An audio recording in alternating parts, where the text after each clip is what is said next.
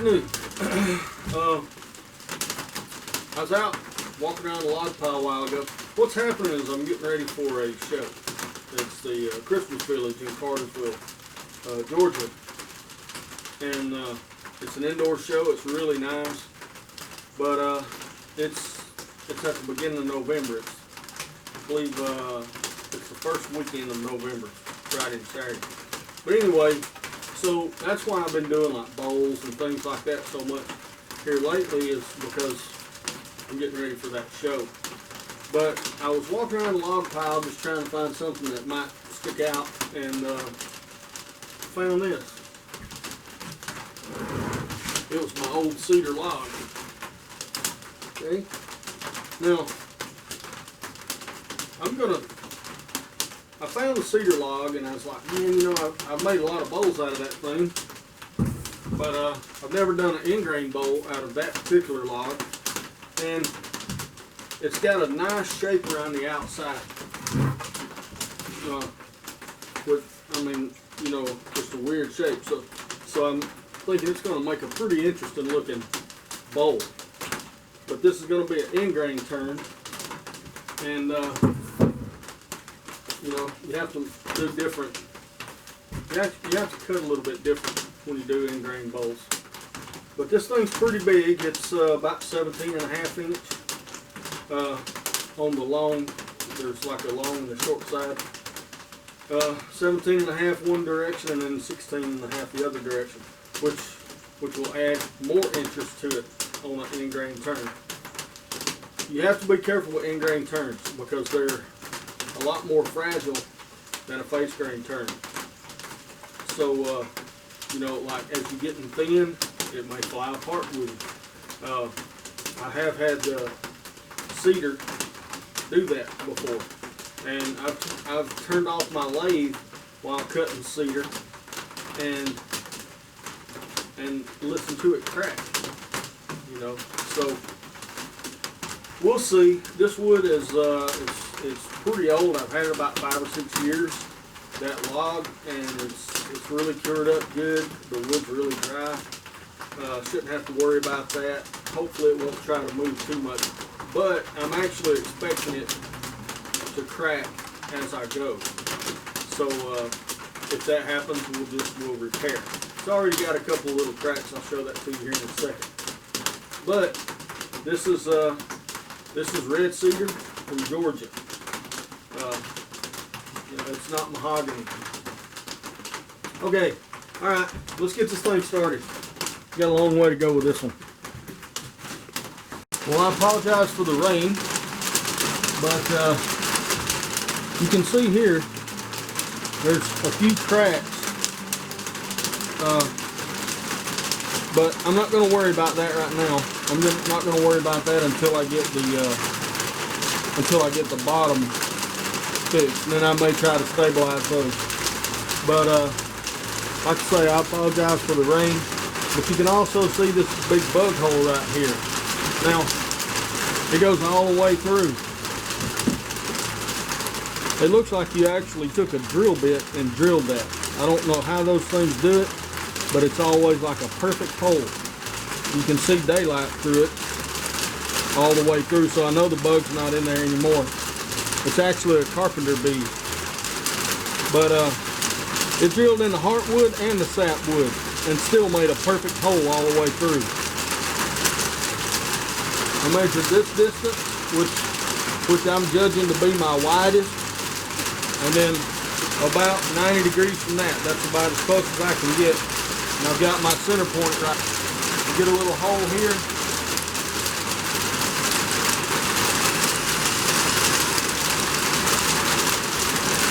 And what that's going to do is allow me to use my little centering jig here to hold the center for my face plate. So that's a good fit all the way through. And I just set that on there, push it down, and then I'm ready to start putting I'm using 1 3/4 screws. That way, because I know it's going to take about half an inch to get through the face plate. So that'll leave me about 1.25 inches into the wood. That should give me plenty of grip. So let's get that in right quick, make sure everything stays centered.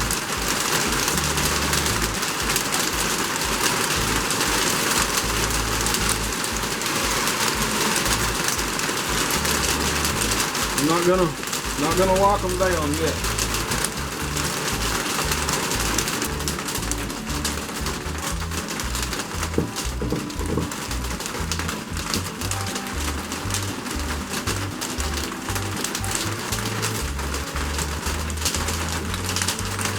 Yeah, see, it's out of balance, so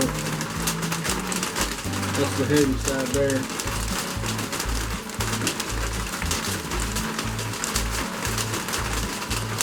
Okay, good and tight.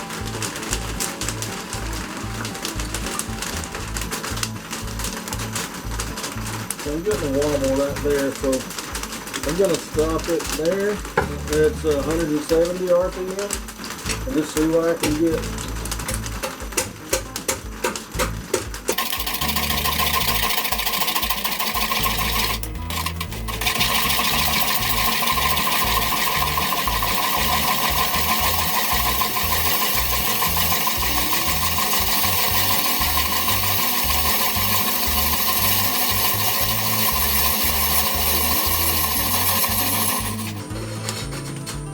I'm making about a 1/4 inch deep cut here,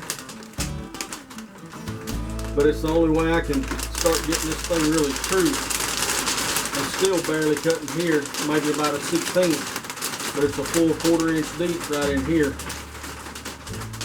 But I need to get this thing true so I can turn it.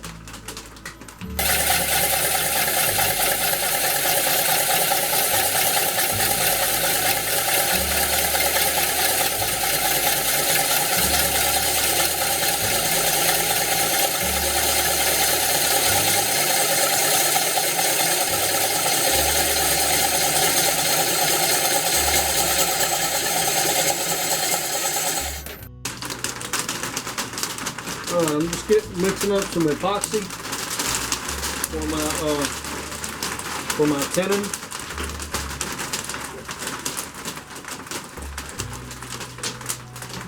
I decided to go ahead and put a tenon on here.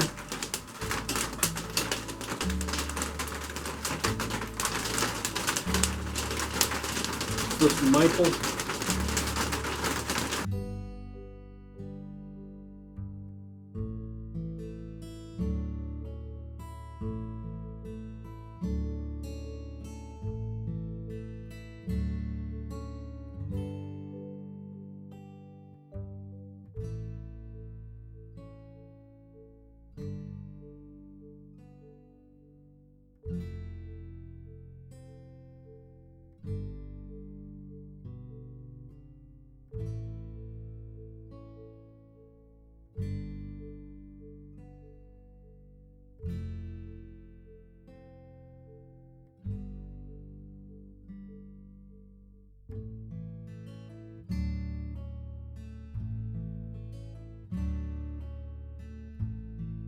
Repairs and things like that, mainly like this tear out right here. It's really bad, and what I'm going to try to do is just stiffen those fibers as best I can. I don't have any wood hardener to go in it. Something that would work really good in this would be like a wood hardener, and that was an acorn that just fell on my shop. I got an oak tree out back, but you can see here, you know, it's all over. But there's bug holes in here, and you can see you can see my finger down in there. So it goes all the way through, and there's even a small one here on the side right here, but that'll probably get turned out. But I'm going to fill it anyway. But I'm going to fill that with epoxy, this hole, epoxy and coffee grinds. I'm not going to worry about all these cracks. These cracks are beginning to develop, just like I said at the beginning of the video. These cracks are starting to develop. That's just cedar. That's the way it does. As you turn these things, they develop stresses, and they crack. But after I get this thing roughed out, I'll take it off the lathe for a couple of days and let all the cracks form that's going to form, and then I'll stabilize all those cracks, and then put it back on the lathe, scrape it down, sand it, and finish it up. Alright, well, what I'm going to use to try to harden these fibers is my sanding sealer, my Deft. I'm going to try to use it. I think it might be able to stabilize these fibers a little bit better than what they are, so that maybe I can get these things cut and get a nice smooth surface there. But let's see, let's get this opened up and get started. Oh, and if you're using this stuff, it is lacquer, so you need to be wearing some kind of respiratory protection. Let's see, but I'm just going to be putting this on with this little chip brush right here, and just trying to get as best I can as deep as possible into those fibers, because these things are pulling out really deep, and that's why I left this edge as thick as I did. So maybe this will work. I haven't had to do this on a project this big before, but we're gonna try. I'm just gonna soak this stuff in there as far as I can soak it.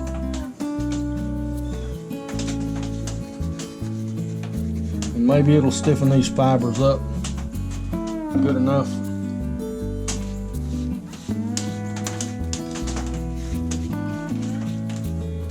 I'm just getting ready to start working on this bug hole a little bit. I've got a piece of duct tape right here, but it won't stick very well, so I'm going to put hot glue all the way around it, just to kind of hold everything in place while the epoxy cures.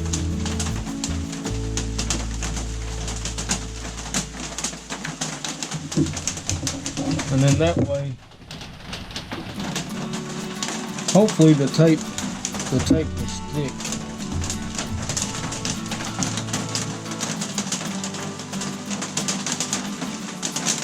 Alright, now we'll flip it over, see what we get. There's our bug hole. Alright, let me zip this up. I'll be right back and we'll fill this hole.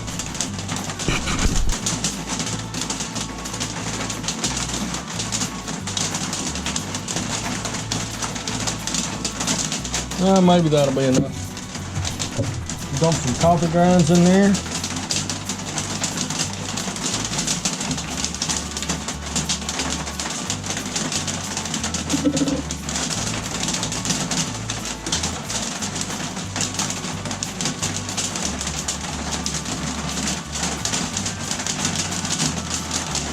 That ought to be enough. That'll turn that epoxy brown, dark brown.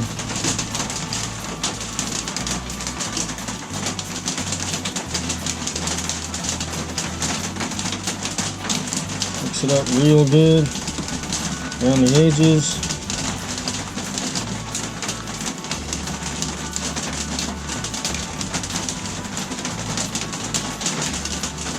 You can see that it's a really rich brown. It's a really rich brown color. Looks like coffee. My favorite beverage.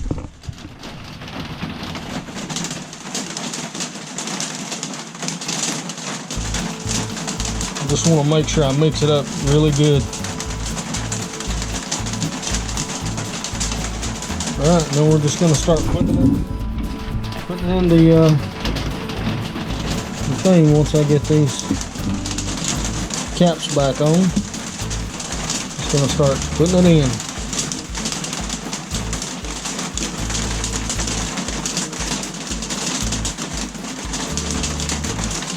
Now almost all of this will be turned back out, but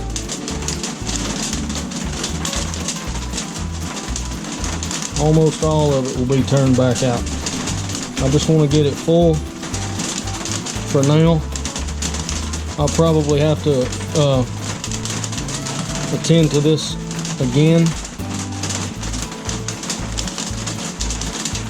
Man, that's a bottomless pit. Alright, well, we're just gonna sit here and let this stuff cure, and I'm gonna let it cure overnight, let the tenon get good and hardened up, and let all this get hardened up, let all this sanding sealer cure up. So maybe everything will go good tomorrow when I come back out here to mount it back up, and we'll see y'all then.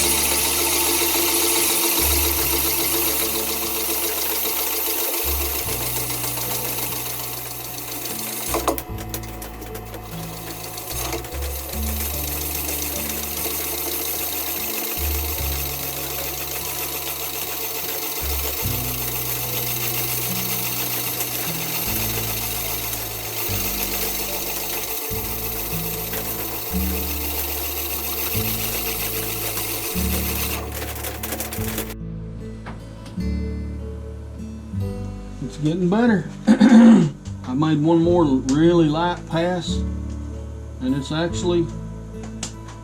cutting them. This might work. Maybe this will work. Even this is looking better.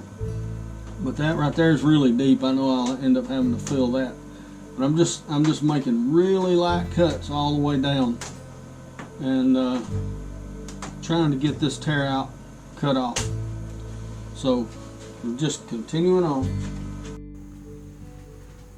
Alright. One thing, can't find my maple. I guess I'm out of it. But one thing I've been doing for forever is whenever I'm boring into Endgrain, not face grain, but Endgrain, I save these shavings here.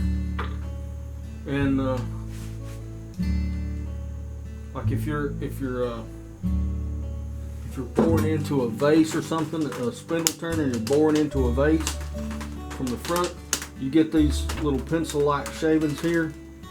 Well, you can take those shavings and start crushing them up in your hand,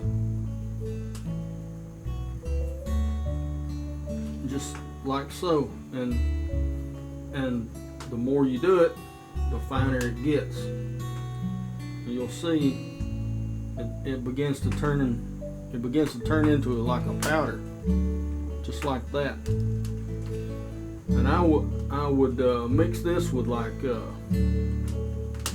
see how that's getting, and you can keep going until you just get like a really super fine powder. But I don't really have to have a super fine one for this. But this is cherry, and it's where I did a cherry vase, and I was boring into the Endgrain with my Forstner bit, and I save all those shavings because you can do that with it. And then I'll take something like this area here. Let's see if I can get you in there so you can see that. Okay, it's focused. And I'll put this down in all those holes. And couple things that this will do. It'll fill the holes, but it'll make this wood a lot harder for your cuts. Then you just want to kind of cram it in there best you can, and then go over it with some CA, and just let the CA soak in.